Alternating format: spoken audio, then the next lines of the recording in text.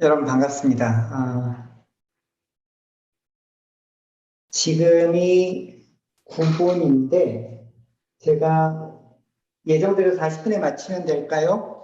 좀 더 길게 하셔도 됩니다. 알겠습니다. 네.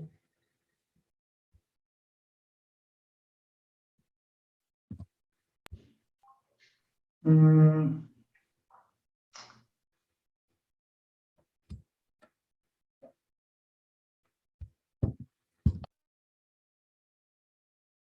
이렇게 하니까 화면이 안 보이네. 네, 제 소개를 여기 있는 이 링크로 대신할게요. 그리고 저는 여러분이 궁금합니다. 그래서 여러분 소개도 좀 해주시면 좋겠어요. QR을 찍으셔도 좋고, 네, 채팅창에도 제가 보내드릴게요.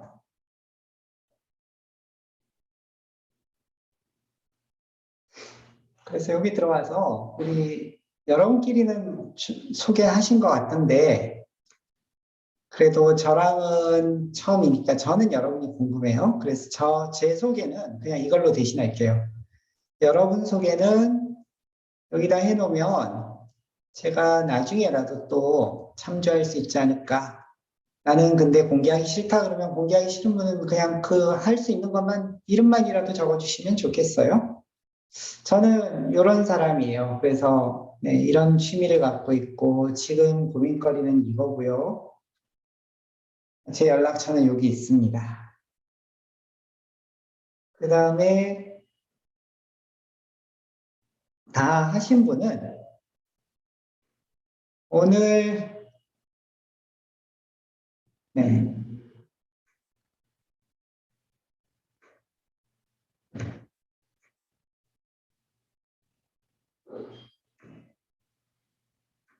여러분이 혹시 폰으로 하시는 거 아니죠?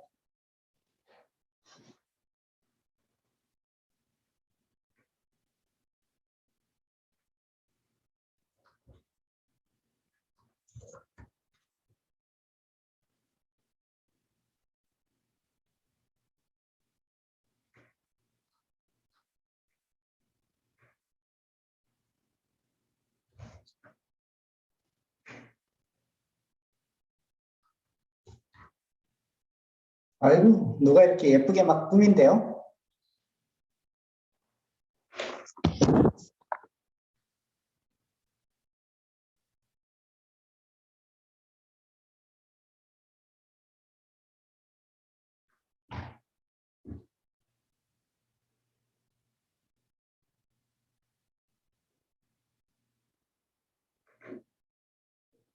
네.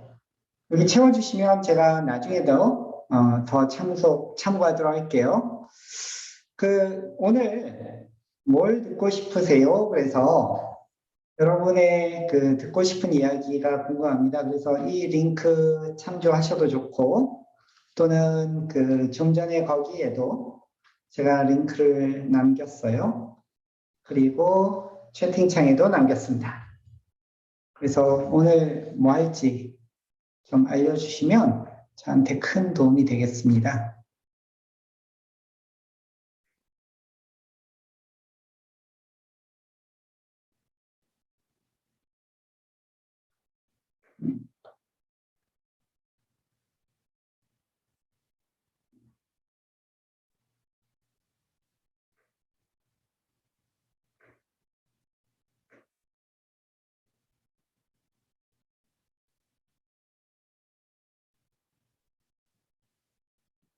저건 오늘의 주제와 어긋나는데, 그죠? 오늘의 주제는 원래 그렇죠. 진로와 미래 이거 선택하셔야 되잖아요.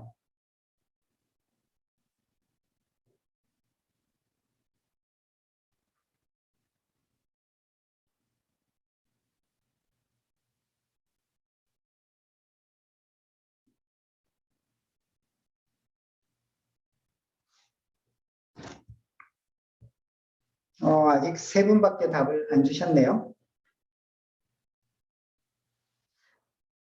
제가 여러분들을 생각하면서 무슨 이야기를 하는 게 좋을까? 제목은 저렇게 정했지만 원래 그 학교에 수업을 들어가면 그 수업 과제 제목과 책에 나오는 이야기랑 실제 교수님이 하는 이야기랑 서로 다르죠. 저도 오늘 그럴 수 있는데 그 전에 이제 여러분들이 진짜 뭐가 궁금할까? 그런 생각이 들어서 사실 이래놓고 또 제 맘대로 할 수도 있어요.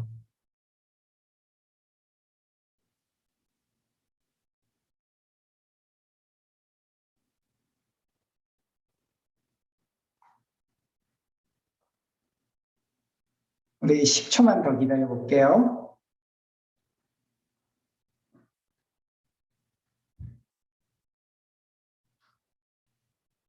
5, 넷, 셋, 둘, 하나, 땡. 네, 알겠습니다. 제가 오늘 3번을 많이 이야기를 하려고 했는데, 지금 뭐, 저기 1번을 많이 해달라고 하셔서, 예, 반영을 좀 하겠습니다, 그러면.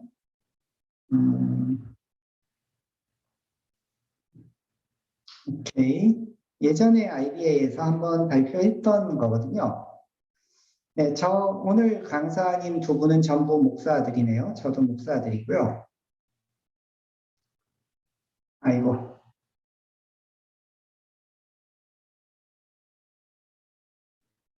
잘못 눌렀어요.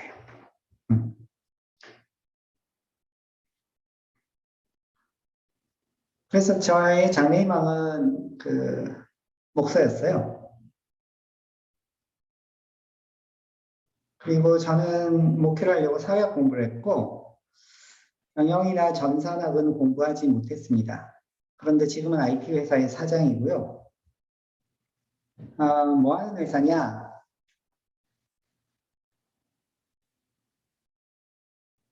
지금은 세 회사의 사장인데 여러분도 여러분의 삶이 있겠죠. 그래서 제가 하는 이야기는 그냥 저렇게 사는 방식이 하나 있다 이런 생각을 하면 좋겠어요.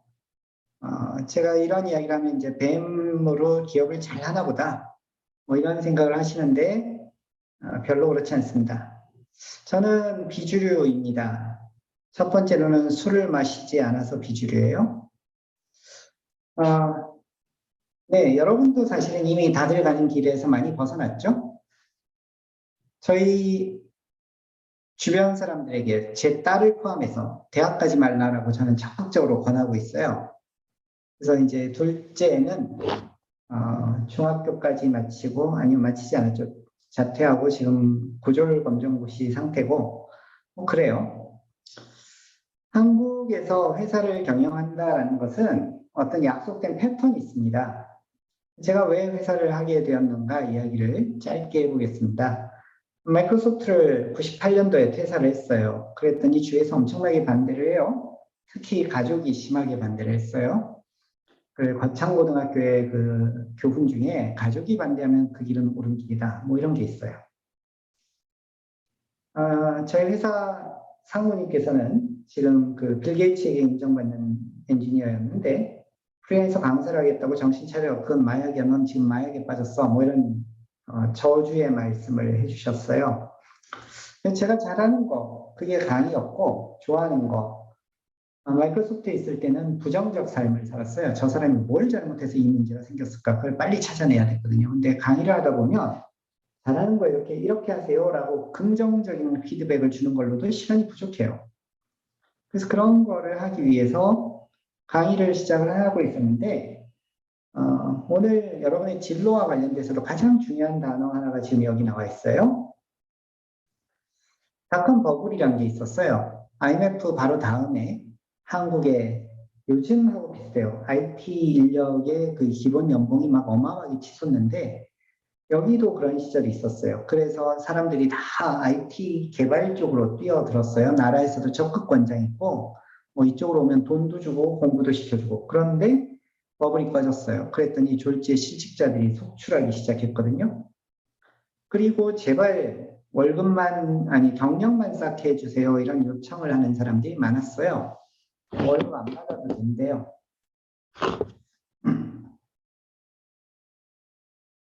그리고 기술자가 기술자로 대우받는, 왜냐하면 한국에서는 관리자가 대우받거든요. 그래서 어느 정도 성장하고 나면 매니저, 부장 이런 직급이 가야 돼요. 기술자로는 계속 살지 못하거든요.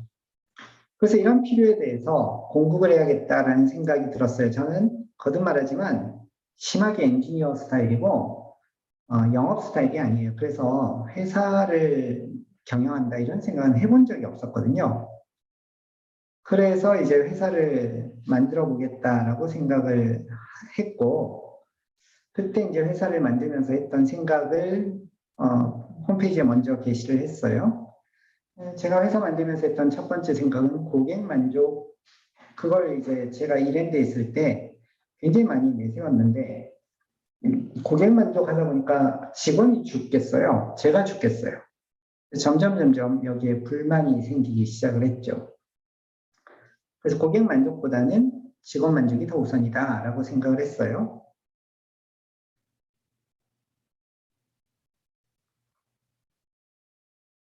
빚 없는 회사를 목표로 해서 시작을 했는데, 여러분이 회사에 대해서 얼마나 알지 모르겠지만 이때 당시에는 술 영업을 안 한다 그러면 회사 망하는 거거든요. 그 다음에 뒷돈을 안 준다 역시 회사 망하는 거였어요. 그리고 그 갑이라는 회사가 을이 가지고 있는 지식을 제안서 써와라고 하고는 싹 다 빼먹었거든요. 제안서를 써와 이런 거에 전 거부하겠다라고 했어요. 그러니까 이래저래 하여튼 잘 망할 수 있는 조건을 갖춘 회사였죠. 그래서 회사는 망해도 사람은 살아야 된다. 회사는 망해도 사장 가족은 살아야 된다. 그래서 제가 집을 담보로 회사를 경영하는 일은 하지 않겠다라고 약속을 하고, 그리고 직원들에게도 회사가 언제든 망할 수 있으니까 다른 살 길을 잘 찾아 놓으시라라고 했죠.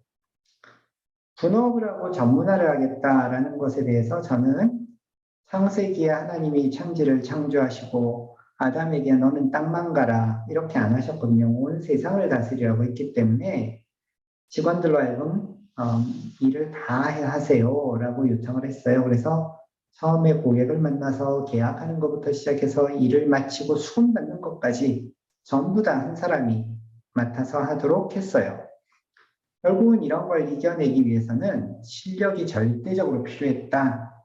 그래서 실력 없으면 다른 사람에게 폐를 끼치니까 나가주세요 이런 소리를 할 거다. 근데 그럴 때에 저 못 나가요 라고 한다면 저는 그 사람 진짜로 내보낼 거다.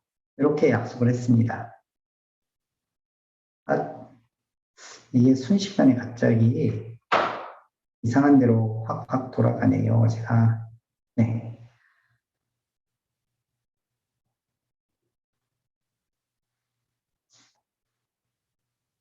그리고 이제 급여를 줘야 되는데 급여를 뭐 경영학에 나오는 MBO 이런 거 있어요. 그런 거 도입을 해봤는데 직원들이 와서 제발 이거 MBO 좀 폐기합시다.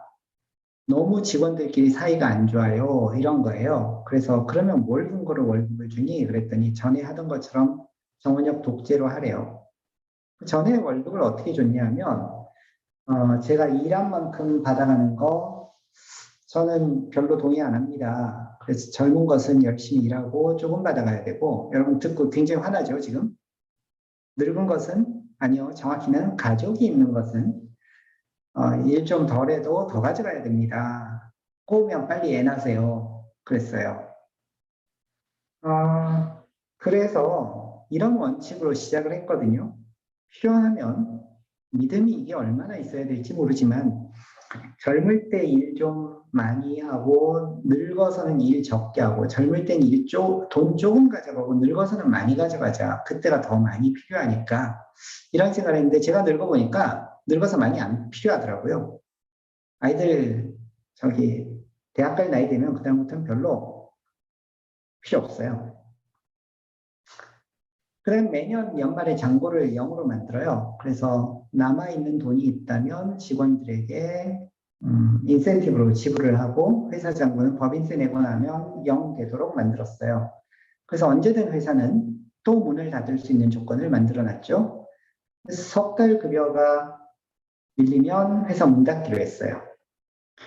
최대 이윤이 기업의 목표거든요. 그래서 저는 이걸 최대 이윤을 얻으면 사람이 혹사당하고 병이 드니까 적정 이윤만 벌자라고 약속을 했고요. 최대 이윤을 벌고 싶은 사람은 최대 이윤을 주는 회사로 가라.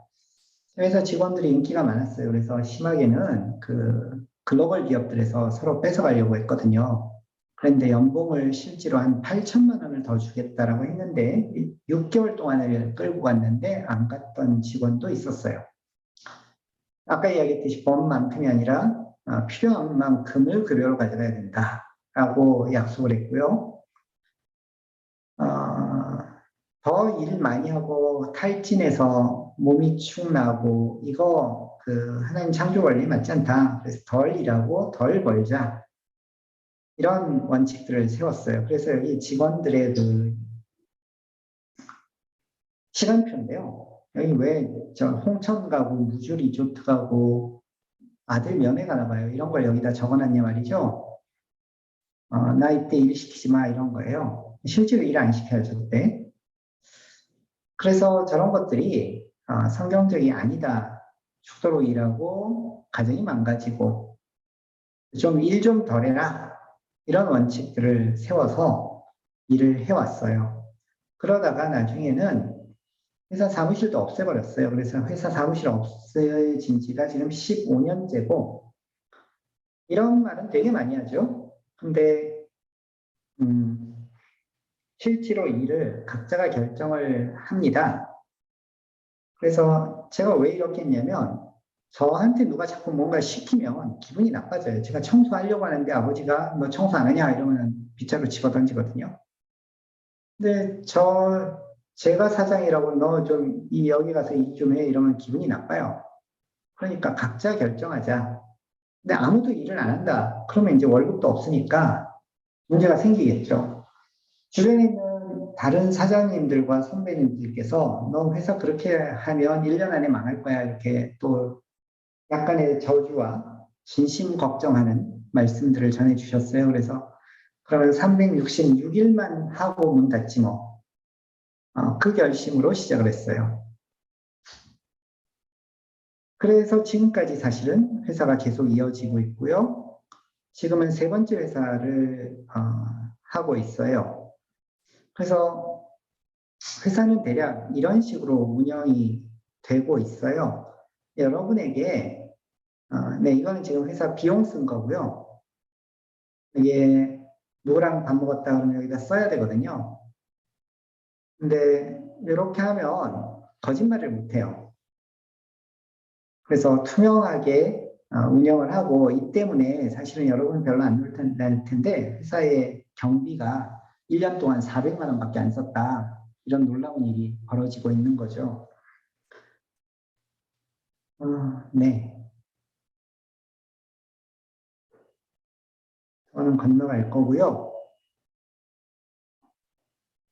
그래서 저희 회사 심하게는 이제 법인 도장을 서로 이렇게 주고받고 하거든요. 여러분은 지금 이게 뭔지 잘 모르죠? 그냥, 네, 별 감동이 없을 거예요. 저희 회사가 실직자 구제를 하다 보니까, 그리고 처음에는 공동 창업을 했거든요, 네 명이. 저만 예수 믿는 사람이고, 그러다 보니 회사 안에서 예배 드리는 회사가 너무 부러웠어요. 그래서 나도 저런 회사 좀 만들면 좋겠다. 그래서 아예 회사를 다시 만들까? 그런 생각을 많이 했는데, 어느 날부터는 이제 이 생각을 완전히 접었어요. 첫 번째는 이제 저의 아주 작은 거짓말 때문인데, 그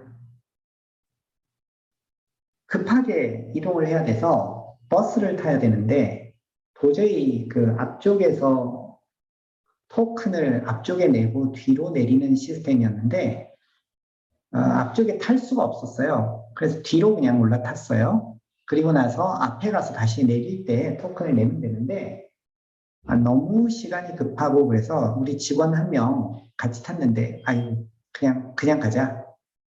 토큰 삥땅을 했죠. 되게 작은 돈이고요. 근데 이 직원이 그날부터 저를 싸늘하게 보기 시작하고, 그리고 이 직원은 지금도 여전히 예수 믿지 않아요. 원래 중동부 회장하던 친구인데, 목사님하고 싸우고 그 뒤로는 교회 등지고 있는데 지금까지 계속 등지고 있어요. 사장이 그런 짓을 한번 해서. 두 번째로는 예배를 드리는 것이 나중에 이게 이제 참 생각할 게 많은 건데 회사 안에 중역이 누가 되냐면 예수 믿는 사람들이 중역이 되거든요. 그러면 승진을 하려면 어찌 되면 예수 믿어야 되는 거예요. 그래서 가짜로 예수 믿는 행세를 해요. 성경 공부도 열심히 참석하고 가짜 믿음이에요. 베트남에서도 이런 일이 일어났고 자주 일어나는 거예요.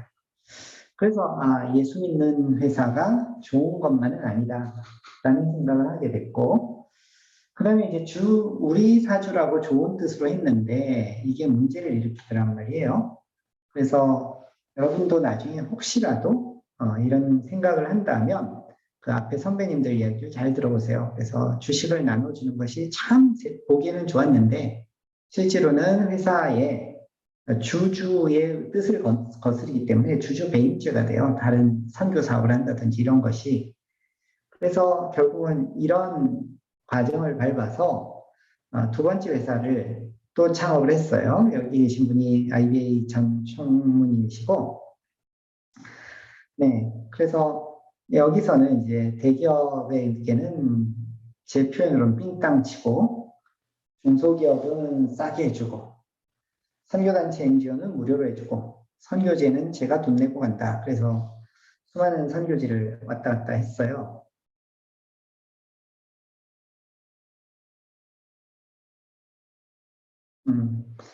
그래서 이런 취업과 창업의 길을 걸어왔어요. 이게 저의 첫 번째 주제였어요. 혹시 음, 여기에 대해서 궁금한 게 있다면 아까 우리 했던 그 구글 시트에다가 채팅에 올려주셔도 좋고 그러면 제가 이따가 질문 시간이 있는 걸로 알고 있는데 그뿐 아니라 그냥 지금도 계속해서 답변하면서 이야기를 하도록 할게요. 이 이야기는 별로 관심이 없는 듯해서 제가 건너뛰고요. 잠깐만요. 슬라이드가 딴 거네요. 네.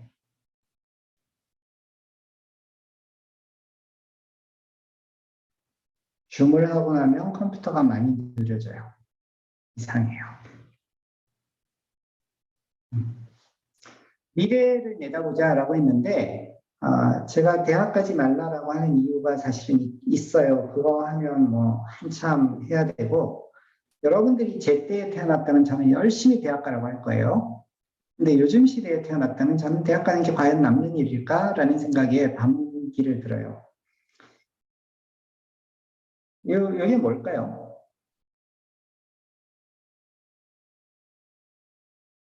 지도, 무슨 지도일까요?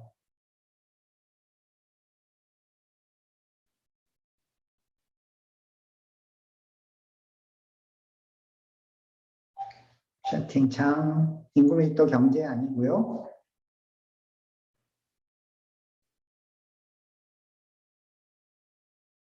네, 페이스북 글 올린 사람과 좋아요를 누른 사람을 연결하는 지도예요. 세상이 이렇게 엮여 있어요. 대한민국 어디 있어요? 여기요. 여기가 북한이에요. 여기 중국이고요. 인터넷 차단해서 그렇죠? 동남아시아 엄청나죠? 미얀마 갔는데 저한테 바로 안녕하세요 그러고선 그 페이스북 친구하자고 들이밀더라고요. 그래서 세상이 이렇게 연결이 됐어요. 4차 산업혁명의 핵심, 이거 건너뛸게요. 1차, 2차, 3차 건너뛰고 4차 산업의 핵심은 사물 인터넷인데 그게 뭐냐면 모든 기계들이 서로 연결되기 시작했다, 인터넷으로. 그래서 뭐가 좋은데 거기서부터 나머지 데이터를 받아내기 시작하고 이 데이터를 가지고 빅데이터 인공지능에 쓰고 거기서부터 무수한 일들이 생기기 시작을 했어요. 그래서 연결됐다라는 것이에요. 다시 한번 설명을 보면 불을 이렇게 켜는 것 아주 옛날 구석기 시대죠. 이게 1차 산업혁명 비슷해요. 불 이제는 바로 켤 수 있죠. 전기혁명 2차 산업혁명이에요. 스위치만 켜면 바로 불이 켜져요. 3차 산업혁명은 여기에 센서가 달리기 시작해요. 사람이 지나가면 불이 켜져요. 이게 3차 산업혁명이었어요. 4차 산업혁명은 뭐냐면 이게 서로 간에 소통 연결이 되는 거예요. 그래서 센서에 불이 켜지면 제 스마트폰으로 알림이 와요. 불이 켜졌습니다. 불이 꺼졌습니다. 맨 처음에 신기해서 자주 보다가 나중에 점점 이거 좀 줄일 수 없나 이런 마음이 들어요. 그런데 거기서부터 지능이 생겨요. 얘가 우리 주인님의 패턴을 이해하기 시작해요. 그래서 보니까 우리 주인님은 아침에 8시쯤 나가고 밤에 9시쯤 들어오더라. 그런데 8시쯤 나가서 불이 켜졌는데 다시 10시에 불이 켜지더라. 도둑이네. 경찰에 신고한다. 이게 연결이 된 다음에 지능이 생기고 그리고 예측 가능한 상황이 되는 거죠. 그래서 4차 산업혁명 시대에 이것저것들이 정말 많이 연결되기 시작합니다. IT하고 커피가 연결돼서 스타벅스가 나왔어요. IT하고 호텔이 연결되면 뭐가 나올까요?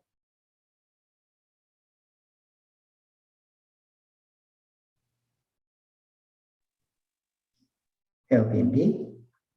IT하고 무인호텔. 택시하고 연결되면 뭐가 될까요? 우버가 그렇죠. IT하고 쇼핑하고 연결되면 표정이 아주 재밌어요. 아마존. 그래서 그 지름신의 늪에서 정글에 빠져서 헤어나지 못하게 돼요. 소비자도 그렇고 판매자도 그렇고. 그래서 미국에 있는 대형 백화점들이 아마존의 늪에서 죽었죠. IT하고 교육이 결합이 되면 뭐가 될까요?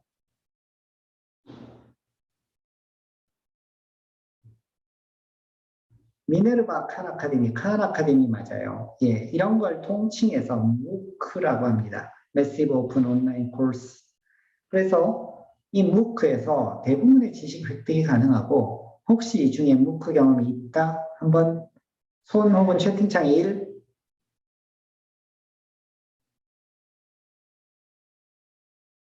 두 분,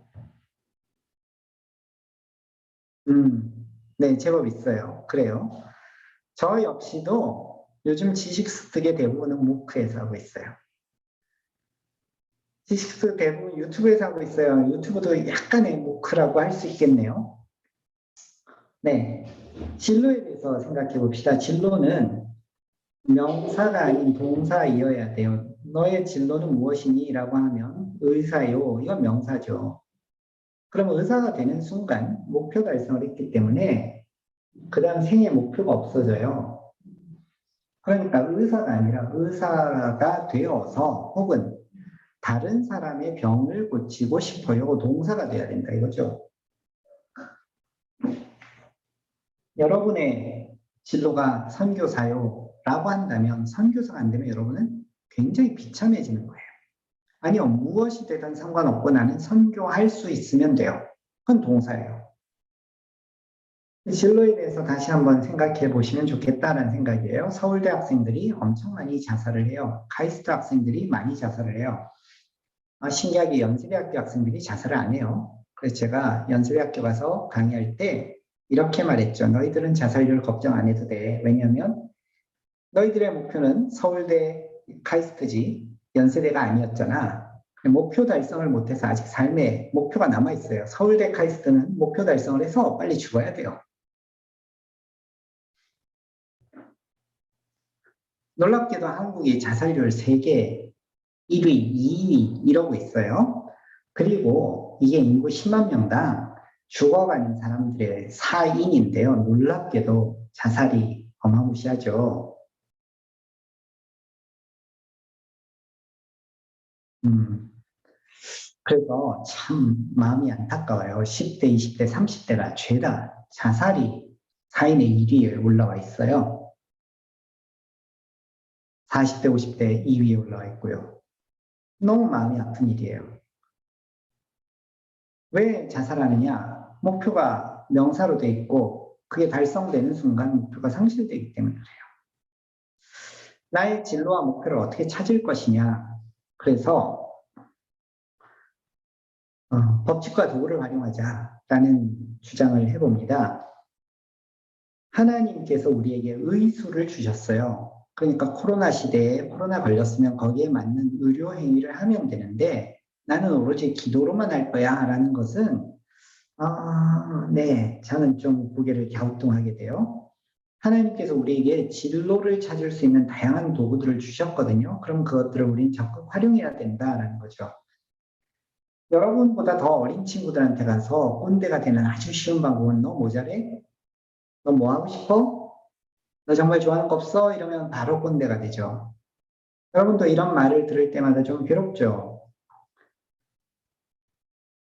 한국 직업 사전에 의하면 현재 직업 수가 12,000, 직업 명수가 12,000, 뭐 이렇다는 거예요. 19년 말이에요.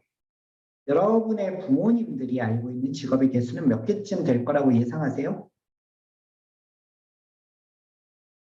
아마 한 50개 정도 될 거예요. 여러분들이 쓸 수 있는 직업의 개수는 어떻게 될까요? 많으면 100개쯤 될까요? 그런데 실제로는 12,000개나 있대요. 미국은 45,000 이러고 있고요. 그리고 10년 이후에 45만으로 예상을 해요. 그러니까 우리가 알고 있는 직업은 아주 좁은 범위의 직업인 거죠. 그래서 이런 직업들이 있다라는 거예요. 여러분 여기에 있는 이 도선사가 뭔지 아는 사람 또 채팅창에 1 해봅시다.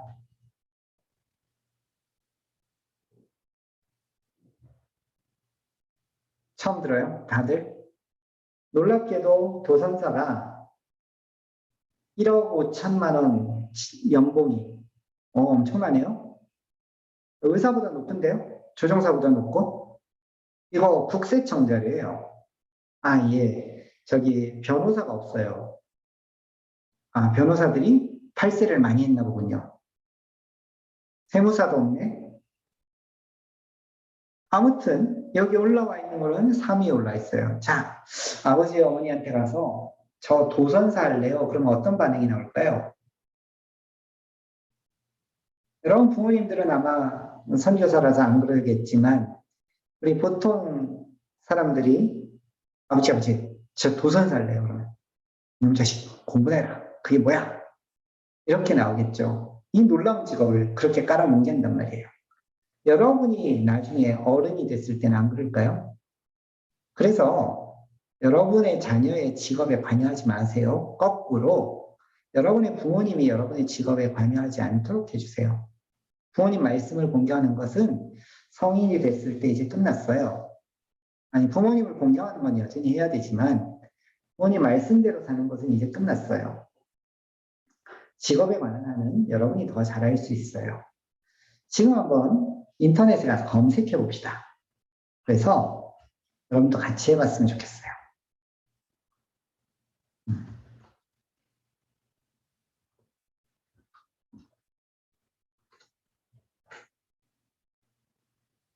미국에서 매년 이런 그 랭킹이 나와요. 베스트라는 기준이 뭘까? 세속적이에요. 돈 많이 벌고 소송 별로 안 걸리고 그러면 돼요. 그래서 여기 19년도도 있고 연도별로 쭉 있어요. 이것을 한번 뭐 이렇게 찾아보면 되는데 있죠. 이렇게 있어요.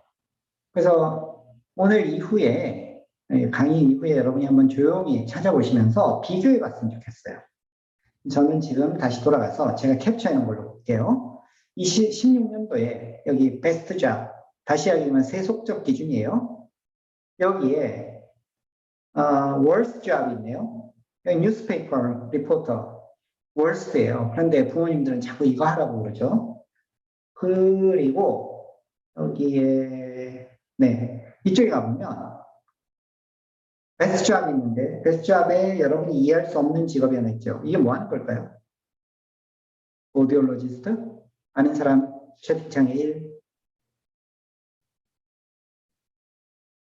처음 들어요? 이해가 16년만 있는 게 아니라 검색해 보세요. 한 12년부터 한 18년까지 연속으로 계속 상위에 올랐어요. 뭐 하는 거냐? 보청기 만드는 사람이에요.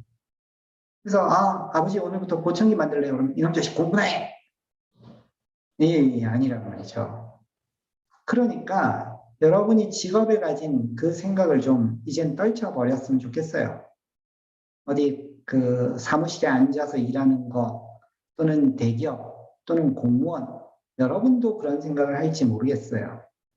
그래도 내가 어디 한동대는 들어가고 그다음에 또 어디 직장은 좀 번듯한 데 가야 되지 않겠어? 라고 생각한다면 이제 그런 생각 떨쳐버렸으면 좋겠어요. 여러분 전공 속에서 너무 얽매이지 않았으면 좋겠어요. 저 회사에서 직원 뽑을 때 전공 아예 안 쳐다봅니다. 학력 완전히 무시합니다. 저 장담하건대 한국에서 이미 이 IT 분야는 학력 파괴됐어요. 고졸이 뭐 전혀 따지잖아요. 오로지 실력으로만 합니다. 그래서 그냥 코딩 시험 봐가지고 잘하면 뽑혀요.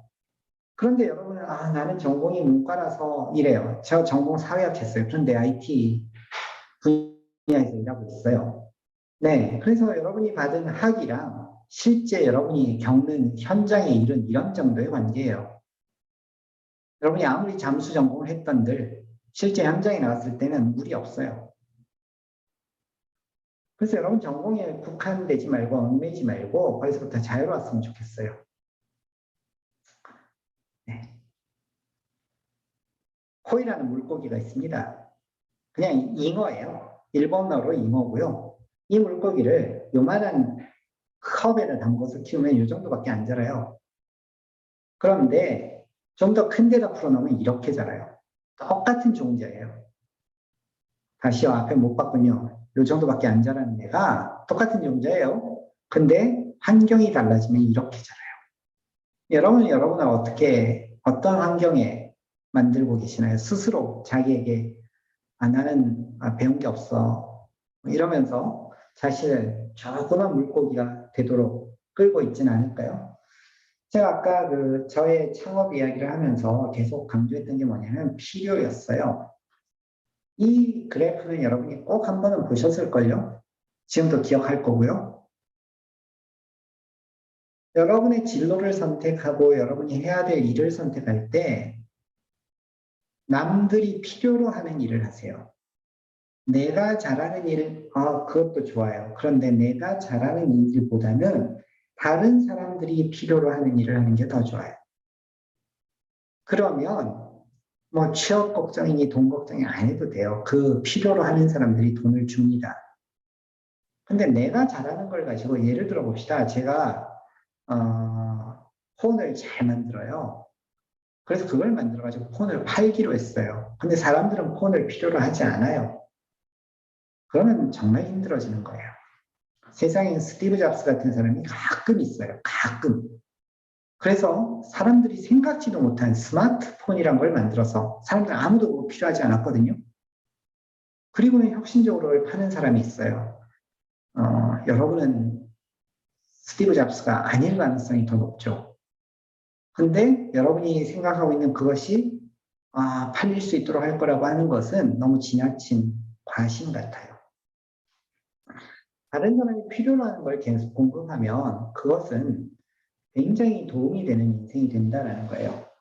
호박잎은 얼마에 사면 적절한 가격일까요? 호박잎을 나는 100만 원 주고 살 거예요 라고 하는 사람 있을까요? 여러분이 지금 수중에 1000만 원이 있어요. 근데 호박잎을 100만 원에 사겠다. 없어요? 만약에 요나에게 1000만 원이 있었으면 요나는 호박잎을 100만 원에 살까요? 안 살까요? 네, 저희 피 마르자마자 요나는 하나님 저를 죽여주세요. 자살 요청을 했단 말이에요. 필요라는 것은 이런 거예요. 필요한 사람에게 필요한 것을 공급하는 거. 그게 여러분이 선택해야 될 길인 거죠. 그럼 이렇게 하죠. 하나님 제가 뭘 잘하는지 알려주세요. 그것도 좋아요. 근데 그거보다 더 좋은 것은 하나님 저 사람 뭐 필요하죠? 그거 좀 알려주세요. 이런 기도를 해야 되겠다라는 거예요. 도구를 잘 쓰자의 하이프 사이클이라는 것을 하나 더 소개를 해드릴게요. 가트너라는 미국의 컨설팅 그룹이 매년 발표를 합니다. 여기에 나오는 이 곡선을 성장 곡선, 학습 곡선이라고 해요. 그런데 우리에게 시사하는 바가 많아요. 여러분 전공, 예를 들어서 여러분이 전부 다 구약학 전공을 했다고 합시다. 예를 들어서. 그러면 여러분이 구약학을 처음 배울 때 여러분의 구약학 실력을 10점 만점 몇 점이라고 평가할까요?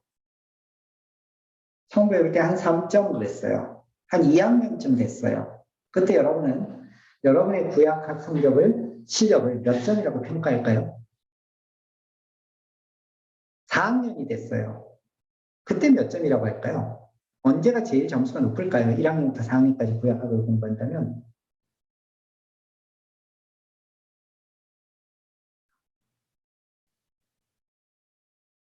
(1학년이요) 한 2학년 정도가 가장 높을 것 같아요.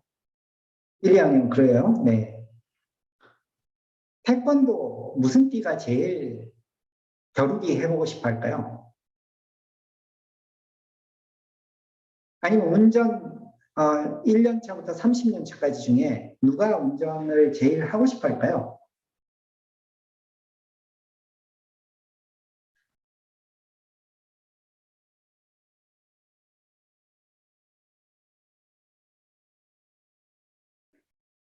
하얀 띠, 검은 띠는 아니에요. 그죠?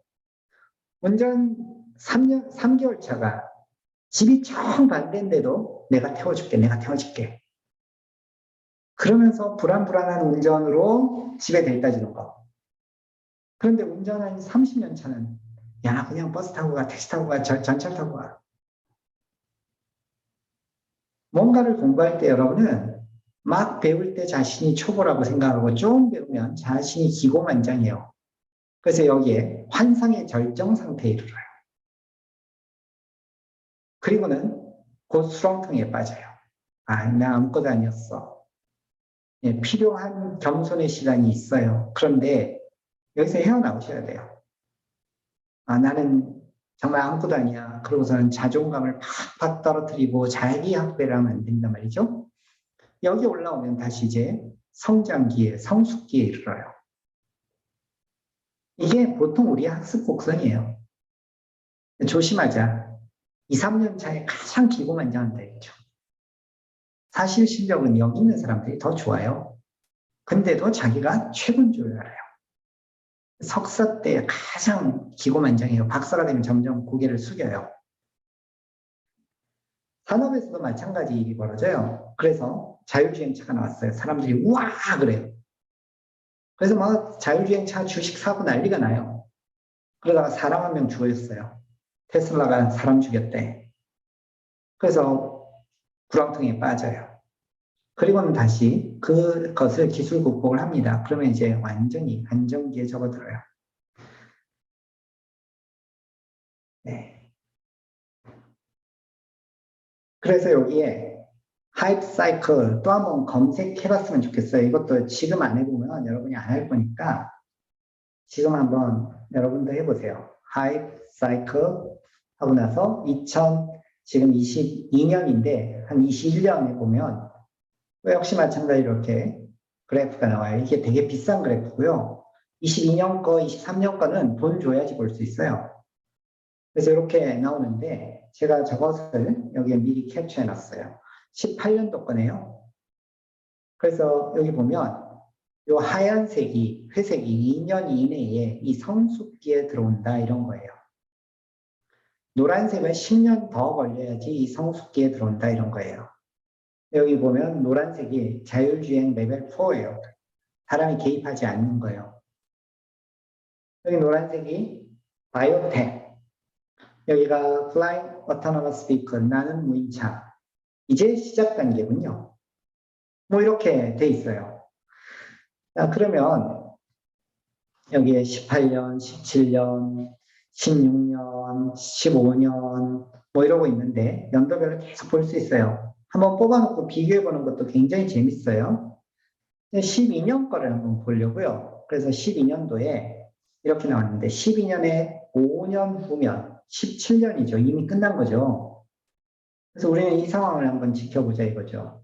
그래서 이 2년에서 5년 후를 보면 실리콘 아노이드 배터리 여러분 쓰고 있나요? 안 쓰고 있어요. 실패했어요. 그러니까 이거 가트너가 예측을 잘못한 거예요. 그래서 저는 이럴 때 이제 검색해서 찾아보곤 하는데, 그 다음 빅데이터 지금 쓰고 있죠? 확실히 성숙기에 들어왔어요. 무선 충전 쓰고 있죠? 네. 소셜 분석, 페이스북, 뭐죠? 인스타 등등 분석. 이미 사업적으로 많이 쓰고 있죠. 개인 클라우드 컴퓨팅 쓰고 있어요. 구글 포토 뭐 이런 거요. 원드라이브, 클라우드 컴퓨팅 회사에서 엄청 쓰고 있어요. 모바일 OTT 전화기로 저희 돈 지불하는 거 쓰고 있죠. 생체 인증 쓰고 있어요. 스피치 인식 쓰고 있어요. 여러분 폰에서 아주 잘 돼요. 그렇다면 저 가트너가 예측하는 게 한 개 틀리고 다 맞았네요. 그러니까 꽤 믿을만해요. 그러면 여러분 21년도 거를 놓고 여러분이 몇 년 후에 직업을 선택하게 될까요? 그때를 기반으로 한번 찾아보시면 되잖아요. 예를 들어서 나는 2년 이내 졸업해서 취직을 할 거야. 요걸 찾으면 되고요. 나는 한 10년 후에 할 거야. 요걸 찾으면 되겠죠? 거기서 예를 들어서 자율주행차가 아까 나왔어요. 그럼 자율주행차가 나왔다면 여러분이 기술자가 아니라 자동차 공학자가 아니라면 자율주행차랑 아무 상관이 없어. 이렇게 생각하면 안 돼요. 예를 들어서 여러분이 디자이너라고 합시다. 그러면 디자인을 이런 전통적인 차만 계속 디자인하는 사람과 자율주행차? 걔는 어떻게 디자인해야 되지? 그래서 이런 차를 디자인하는 사람. 왜? 앞을 볼 필요가 없단 말이죠. 여기 운전대가 여기 있는데 뒤돌아 앉아 있어요. 왜요? 운전할 필요가 없거든요. 그럼 이런 차를 디자인하는 디자이너하고 이런 차만 디자인하는 디자이너하고 누굴 더 채용을 할까요? 여러분이 지금 미래에 대해서 여러분이 분석할 능력이 없으니까 가트너가 해주는 저런 거 잘 찾아보셔야 돼요. 찾아보고 내가 일할 한 5년 후쯤에는 어떤 기술이 대세가 되는가, 거기에 대해서 나는 무엇을 준비할 것인가 라는 걸 지금 준비해야 된다 했죠. 그것이 이웃이 필요로 하는 일이에요. 그 필요를 채우려면 내가 지금 뭘 준비해야 되는가 라는 생각을 해봐야 된다는 거예요. 나는 지금 이거 잘하니까 세상이 어떻게 바뀌든 상관없어. 나는 이것만 할 거야. 그거는 너무 고집에 가까워요.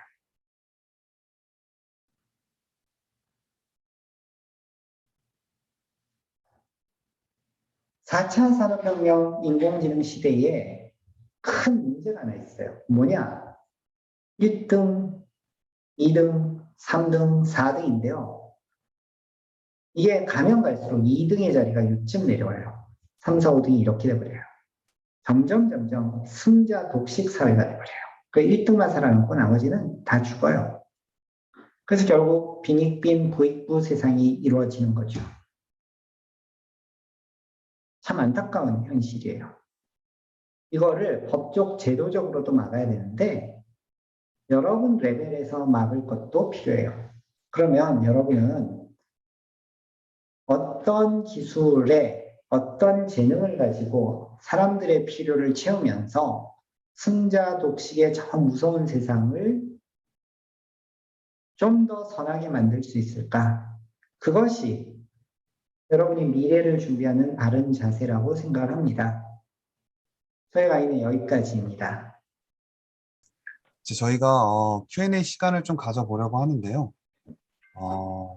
저희 정원혁 대표님께 혹시 나는 강의를 들으면서 이런 부분이 좀 궁금했다. 또 강의 외적인 내용 중에서도 사실 다른 강사님께서도 시간 관리를 어떻게 하냐고도 한번 물어보셨던 적도 있었는데 자유롭게 여러분들 또 정원혁 대표님께 질문해 주시면 좋을 것 같습니다. 질문해도 되나요? 네, 네, 사실 굉장히 체계적으로 그리고 또 현실적으로 조언을 해주셔서 어, 구체적으로 어떤 질문을 할까 생각을 해보았는데요. 초반에 생긴 질문 하나 해보려고 합니다. 이제 그 직원 관리를 할 때 이제 딱히 이제 사무실이 없고 어떻게 보면 직원들이 조금 더 자발적으로 일할 수 있는 환경을 만들어 주신다고 하셨는데 어, 궁금한 점은 이제 직원 수가 늘어나면 늘어날수록 어떻게 보면 어, 어떤 체계 속 시스템 속에 시스템이 없다면 이제 어떻게 보면 관리가 힘들어지는 게 마련인데 혹시 이런 부분은 어떻게 생각을 하시나요? 생각 안 하신 게 당연히 아닐 것 같아서요. 궁금합니다. 너무 좋은 질문입니다. 어, 여러분에게도 권하고 싶은 게 있는데 여러분의 최대 연봉을 정해 놓으세요. 그게 뭔 소리야? 지금 돈도 못 벌고 있는데 그다음 많이 벌면 좋지. 많이 벌어서 나는 헌금 많이 할 거야. 선교에 많이 쓸 거야. 지금 마음 그런데요. 많이 벌게 되면 사람이 변해요.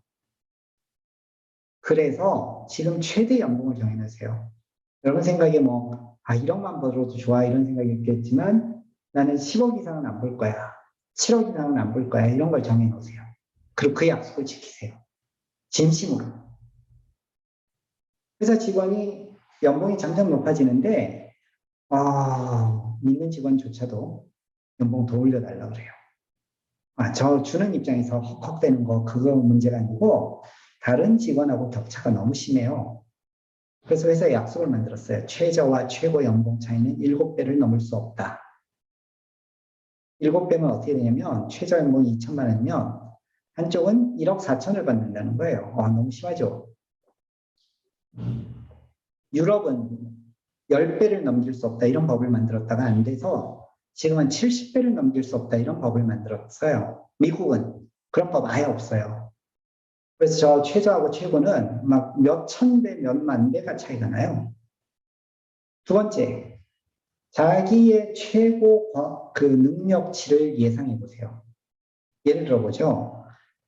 여러분이 뭔가를 만들어 판다고 할까요? 장사가 너무 잘 된다고 합시다. 그러면 지금 500개를 팔고 있는데, 너무 잘 돼, 너무 잘 돼. 그래서 여러분이 최고로 팔면 얼마까지 팔 수 있을까요? 5만 개, 5억 개? 근데 그렇게 하면 아까 최고 이윤을 내기 위해서 몸이 망가지는 일을 해요. 그러니까 아예 작정하고 나는 이 이상은 안 만들 거야, 이 이상은 안 벌 거야를 정해 놓으셔야 돼요. 만약에 그래도 만들어 달라고 하면 저는 여러분이 하지 말고 다른 사람을 통해서 하는 게 어떠냐라는 거예요. 저는 제 능력을 제가 경영을 하지도 않았고 또 그 엔지니어 기질이 강하고 그러기 때문에 계속해서 회사를 키우면 관리를 못할 거다 인정했어요. 그래서 예수님 숫자로 딱 12명 이상은 회사를 안 키우겠다. 직원 최고 숫자는 12명이다. 그래서 정말로 저희 최고 숫자가 13명, 저까지 13명인 때가 있었어요. 만약에 그래도 회사가 잘 돼서 늘어나야 된다면 저는 분사를 시키겠다. 그래서 직원 중에 한 명을 회사 사장으로 세우고 회사를 2개로 나누는 거예요.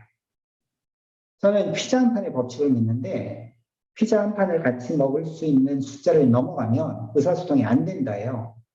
그럼 그다음부터는 아주 정말 시스템적으로 그래서 그 속에서는 점점 인간관계가 없어져요. 그것도 나쁘지 않아요. 그렇게 커서 큰 기업이 될 수도 있어요. 그런 큰 능력이 되는 사장은 그래야죠. 근데 저는 저 스스로 제 코이 물고기의 영역을 12명 넘어가면 저는 관리 못한다. 그래서 그렇게 되면 제가 머리가 아프고 그다음부터 계속해서 힘들어질 거다. 그래서 12명 이상은 늘리지 않겠다. 그게 제가 작은 회사를 여러 개 하는 이유기도 해요. 답이 됐을까요? 예, 대표님 어떻게 보면 비즈니스를 하시는 분들은 어떻게 보면 끝이 정해지지 않은 어떤 목표를 향해서 계속 올라가는 게 대부분인데 대표님처럼 그런 가치관을 가지고 계신 분은 어떻게 보면 제가 처음 봐서 되게 감명 있게 듣게 들었던 것 같습니다. 교회도 마찬가지 아닐까요? 교회가 우리 교회에 내가 목회를 하는데 한 500명 모이면 이제 교회는 더 안 받아. 이러고서 좀 쫓아내주면 저런 큰 교회의 문제점이 안 생기지 않을까 싶어요. 물론 큰 교회가 잘하는 거 있어요. 그러나 그 속에서 정말 목사님이 교인 수 얼굴을 알까 싶어요. 네, 감사합니다. 그 지금 이제 이찬수 목사님께서도 교회를 나누는 작업을 하고 계신다고 들었는데 약간 그 회사도 교회로 보게 되면 바로 이해가 되는 것 같습니다. 네.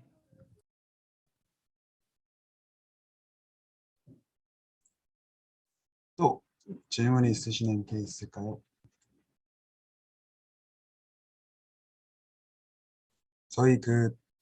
저희가 1일차부터 만들었던 그런 Q&A가 있었는데요. 거기에 이제 올라온 질문 중에 대표님 회사 이야기를 조금 더 해주세요. 뭐 회사 문화, 복지, 그 이외에 또 대표님께서 또 하셨던 노력들에 대해서 궁금해한 친구가 한 명 있었습니다. 유빈님이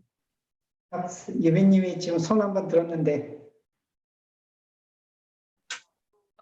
제가 먼저 질문을 해도 되나요? 네네, 둘 다 네. 할게요. 일단 네, 그러면 좀 짧은 질문이어서 그럼 제가 먼저 해보도록 하겠습니다.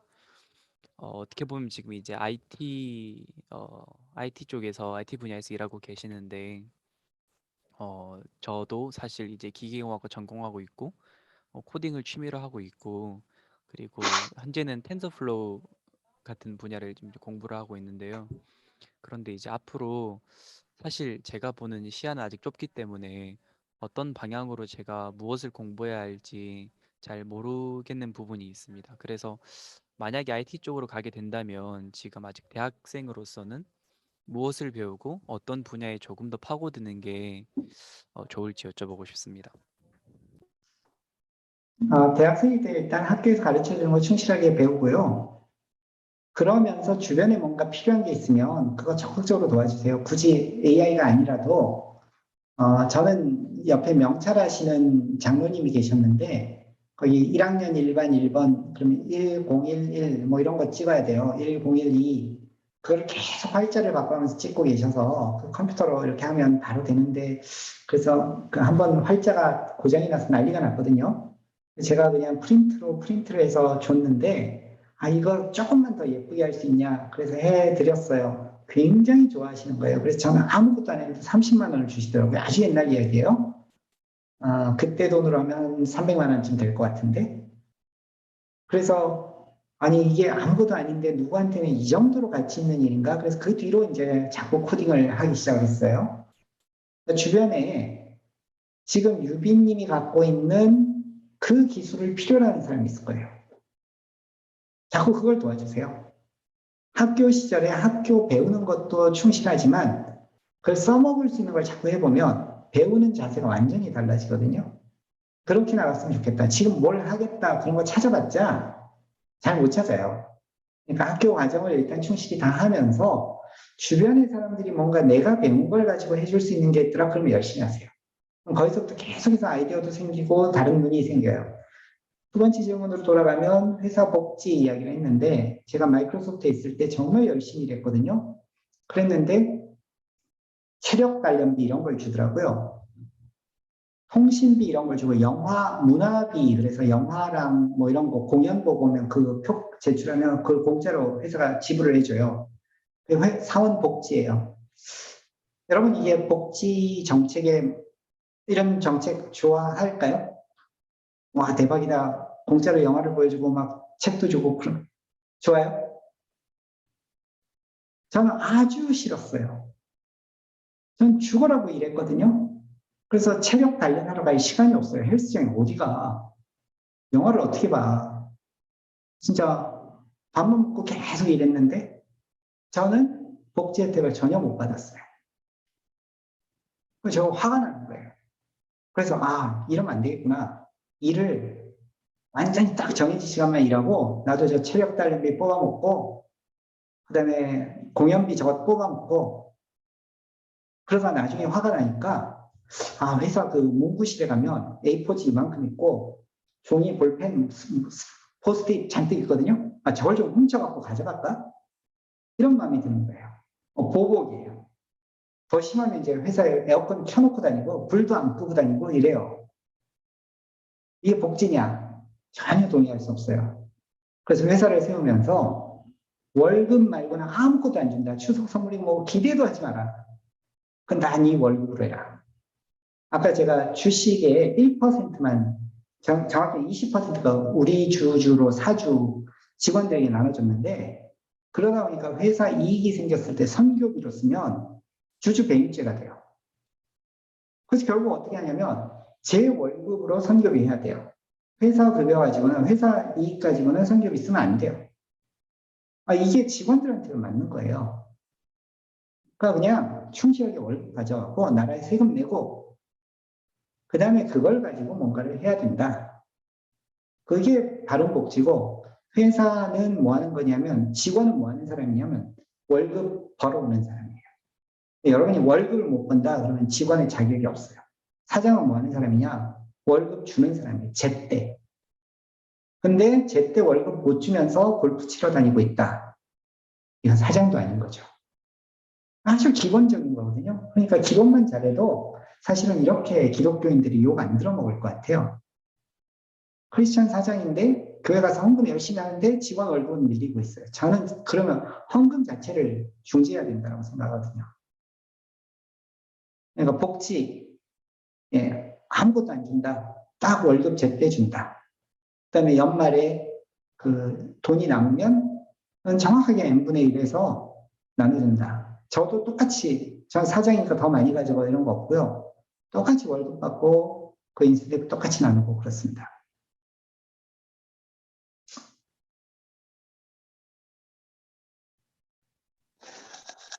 네, 질문 혹시 하나 더 해도 되나요? 네, 질문해 주세요. 네, 제가 이제 컴퓨터 공학을 다니고 있거든요. 그래서 이제 곧 졸업을 할 것 같은데 아직 코딩을 잘 아직 못하고 있어요.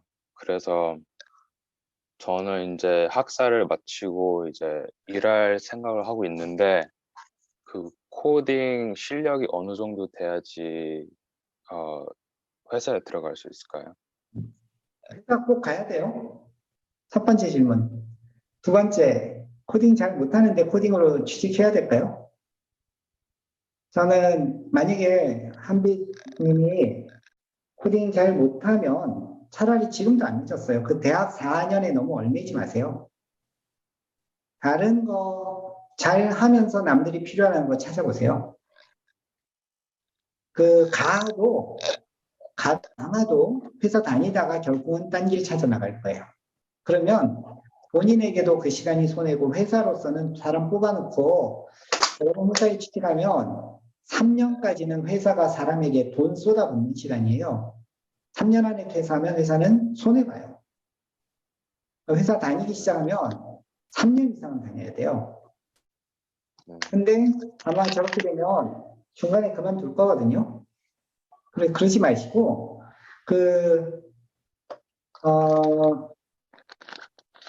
Hour of Code라고 알까요?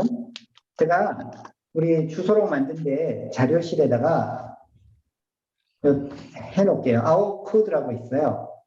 그 다음에 제가 지금 주소가 기억이 안 나는데 코딩 게임 하는 데가 있거든요. 한빛님은 그거부터 한번 해보세요. 그래서 이게 쉽다면 제가 여기 코딩 게임은 지금 사이트 생각이 안 나는데 네, 그거를 나중에 찾아갖고 링크를 업데이트 해놓을게요. 한빛님은 그거 한번 해보시고 이게 나랑 적성이 안 맞는다라고 생각하면 지금도 늦지 않았어요. 그냥 바꾸세요. 분명히 더 잘 맞는 게 있을 거예요. 그 닷컴 버블 때 사람들이 코딩하면 돈 많이 벌어 그래서 막 들어왔거든요. 그리고 나서 버블이 꺼지고 나니까 실제로 실력이 되는 사람들만 살아남고 나머지는 다 죽었어요. 결국 다시 떠났던 직장 다시 가서 제발 다시 넣어주세요 이렇게 되거든요. 그러니까 네, 안 맞는 거 가지고 붙잡고 늘어지지 않았으면 좋겠어요. 그리고 지금 그만두면 실패냐 전혀 아니고요. 여러분 아직도 여러분이 살았던 곳에 5배는 더 살아야 돼요. 징하게 오래 살아요. 그러니까 전혀 늦지 않았어요. 그리고 그런 면에서 뭐 더 이야기가 필요하다. 저 개인적으로 얼마든 이야기할 의사 있으니까 네, 연락해 주세요. 네, 감사합니다. 감사합니다. 또 질문 있는 MK 있으면 네, 질문해 주시면 감사하겠습니다. 있는데 저는 그런 공학 쪽은 전혀 아니고 저는 그 기독교 교육이랑 상담을 공부를 하고 있어요.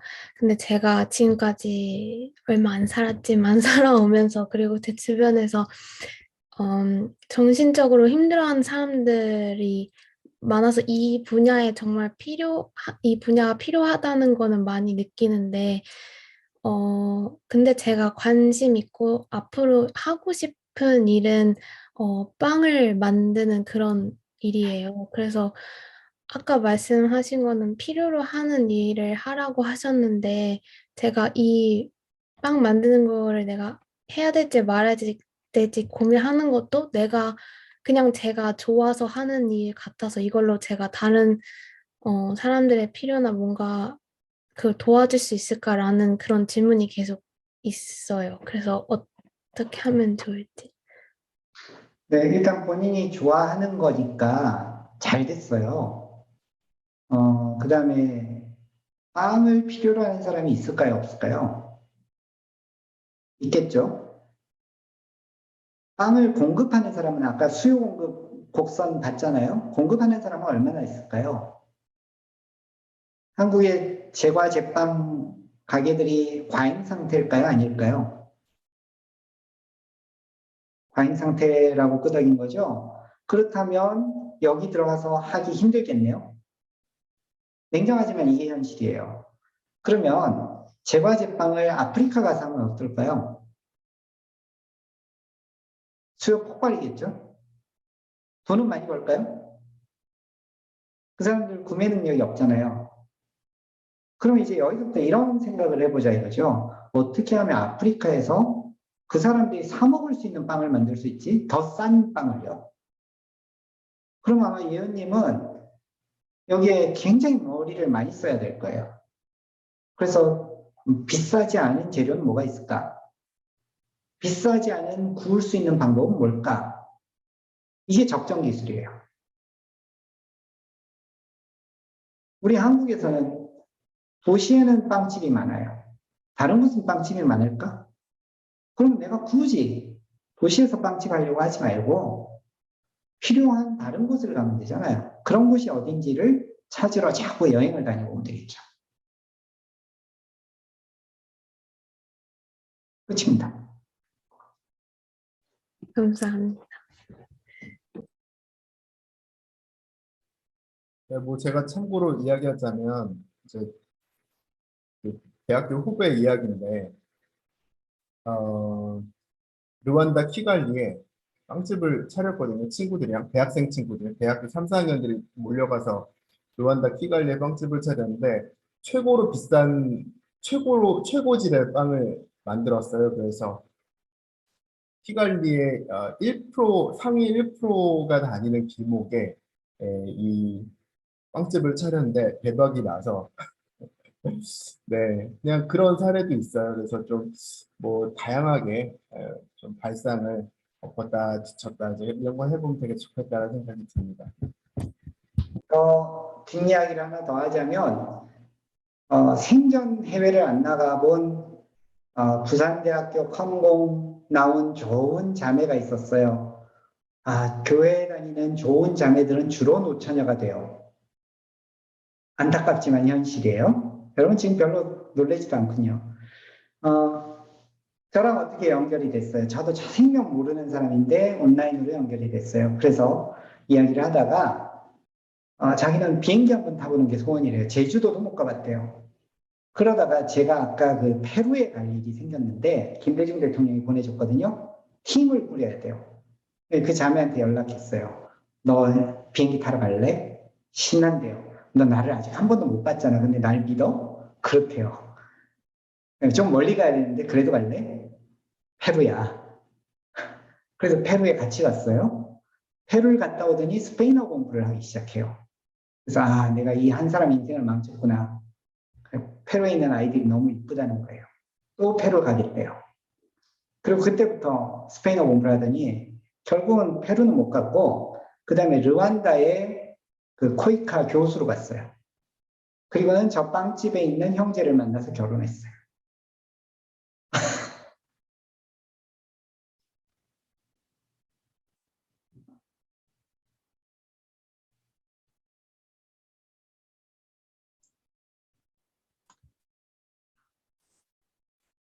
감사합니다. 네, 유빈님께 다른 분들 질문 없으면 하겠습니다. 그러면 해보겠습니다. 죄송합니다. 독점하고 계시네요. 궁금한 게 너무 많아서요. 만약에 이제 창업 아이템이 정해졌고, 그리고 그 창업 아이템에 대한 어떤 그런 수익 창출에 대한 그런 이제 계획 같은 것도 이미 정해져 있어. 이렇게 하면 될 것 같다. 그렇게 되어 있는데, 그런데 이제 창업 그 자체를 시작하기 위해서는 진짜 초기 단계에서 만약 대학생이에요, 제가. 근데 이제 창업을 시작하려고 하는데 사실상 아는 게 없어요. 그러면 인터넷에서 찾아볼 수 있겠지만, 그러나 어, 이미 하고 계시는 네, 대표님께 만약에 여쭤본다면 혹시 어떻게 시작을 해야 되나요? 그러니까 조금 되게 이상한 질문일 수도 있겠지만 보통은 어떻게 하나요? 네, 그런 질문입니다. 거듭 이야기하면 제가 저기 경영학을 전공하거나 창업을 하겠다고 작정을 한 게 아니라 떠밀려서 했거든요. 그래서 그쪽으로는 사실 정상적인 궤도를 밟지 않았어요. 그런데 나중에 이제 창업 사관학교 뭐 이런 데서 자꾸 강의를 해달라 그러다가 심사위원 해달라 그래서 그쪽에 관여를 했는데 보면 대부분 다 어떤 창업을 하냐면 나라에서 공모전 하는 거 돈 따먹는 창업을 해요. 아주 바람직하지 않아요. 저는 사회적 기업에도 사회적 띄고 그냥 기업하면 좋겠다는 생각이고요. 여러분도 아마 사회적 기업 하겠다고 그런 생각하는 분들이 많을 건데 그 나라에서 지원하는 거 가지고 살아가는 것은 자기 체력이 없는 거예요. 계속해서 뭔가 그 병원 중환자실에서 이렇게 뭔가 꽂고 살아가는 거랑 비슷해요. 아예 그 생각하지 말고 그냥 정상적인 창업을 하겠다라고 하고 그런데 나라에서 지원해주면 고맙습니다 그러는 거죠. 근데 나라에서 지원을 받아야지만 살아갈 수 있다. 이거는 정상적인 기업이 아니에요. 뱀도 마찬가지고요. 창업하는데 특별히 뭔가 대단한 게 필요한 건 아니고 아까 저는 계속 그건데 다른 사람의 수요를 잘 보면 된다예요. 다른 사람이 이런 거 필요한데 그걸 공급하는 사람이 없어요. 예를 들어 다시 한번 이렇게 해볼게요. 우리 한빛 학생 대답 다시 한 번만 이렇게 해볼까요? 예, 그 같이 연관될 것 같은데 제가 바리스타 자격이 있어요. 그럼 그 다음 할 수 있는 게 뭐냐면 커피점 어디니지? 이거예요. 대한민국 커피점이 넘쳐나요. 그리고는 냈다가 문 닫겠죠? 이것도 창업이에요. 근데 사람들이 지나다니면서 여기는 왜 커피점이 없는 거야? 이래요. 어디 가서 앉을 자리도 없네? 그러면은 내가 바리스타가 맞을까? 그래서 바리스타를 한번 해보는 거예요. 오, 잘 맞아요. 그럼 거기 커피점 내면 돼요. 수요 있죠. 전혀 문제가 없어요. 나는 커피는 죽어도 안 되겠어. 그러면 찻집을 내든지 아니면 그 뭐죠? 민들레 영토 같은 걸 내든지 그러면 돼요. 수요를 보고 나면 그 다음 할 수 있어요. 그 다음 지금 한빛도 마찬가지예요. 컴퓨터 쪽으로 맞지 않는다 그러면 컴퓨터 안에서도 영역이 많아요. 컴퓨터과라 그래서 모두 코딩하는 것도 아니에요. 그러니까 그 컴퓨터 쪽에서 코딩을 뺀 나머지 부분에서 자신의 수요를 찾아보세요.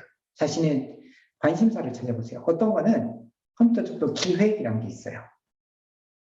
그 기획가 꽤 연봉 높아요. 또 UI, UX라는 영역도 있어요. 뭐 다양한 영역들이 있으니까 그런 쪽 코딩 없이 할 수 있는 것들이거든요. 그쪽을 찾아봐도 돼요. 유빈님의 질문으로 다시 돌아가면 창업을 하는데 대단한 준비를 하는 게 필요한 게 아니고 다른 사람의 수요를 먼저 보는 게 되면 그 다음 나머지는 다 부수적인 거예요. 하다 보니까 이게 재무제표를 읽어야겠네? 그러면 재무제표 공부하시면 돼요. 저는 공부를 거꾸로 해야 된다고 생각을 하거든요. 지금은 학교가 너무 많은 걸 가르쳐요. 그래서 예를 들어서 우리 예은 학생 아프리카 가서 뭔가 빵을 만들어야겠는데 도저히 원가를 낮출 방법이 없어요.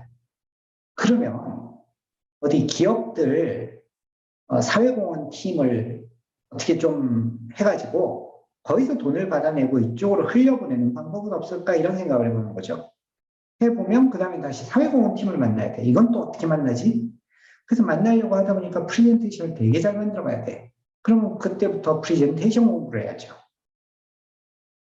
이렇게 해서 창업을 하게 되는 거예요.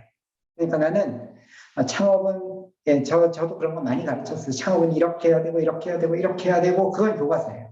실제로 하면 아까 그 잠수 뭐죠? 장비 갖고 사막에 온 거랑 같아요. 여러분이 배웠던 학교의 지식은 현장에 나가는 순간 되게 괴리가 있어요. 저는 그거보다는 자꾸 현장에 가서 부딪히는 게 더 좋다. 그래서 유빈 학생도 지금부터 주변에 필요한 사람들 자꾸 코딩해주고 컴퓨터 도와주고 특히 저는 선교지 왜 자꾸 그렇게 나가냐면 선교사들 거기 가서 공유기 설치해주고 컴퓨터 교실 만들어주고 고장난 컴퓨터 어떻게 해주고 이거 하러 갔거든요. 제가 여기서 고급 인력이란 말이에요. 그런 거 하러 갈 사람이 아니죠. 근데 거기에서는 제가 그렇게 가면 너무 좋아요. 그 얼굴 보는 게 너무 기쁨이에요. 라즈베리 파이 가지고 컴퓨터 교실을 만들어줬더니 그냥 온 마을이 그냥 너무 좋아요. 그런 경험들을 지금부터 계속하면 나중에는 자연스럽게 창업으로 이어질 거고 실제로 그런 사례는 많이 있어요. 그래서 저개발 국가에 가서 거기 오토바이 너무 필요한데 다 고장났고 한국에는 중고로 막 버려지고 그거 갖다가 팔아서 그 갑부가 된 제 제자도 있고 다양하게 있으니까 창업의 정석을 밝겠다 이렇게 준비해서 하겠다 하지 말고 그냥 오히려 주변의 사람들이 뭐가 필요해 이 생각을 많이 해보시면 좋을 것 같습니다.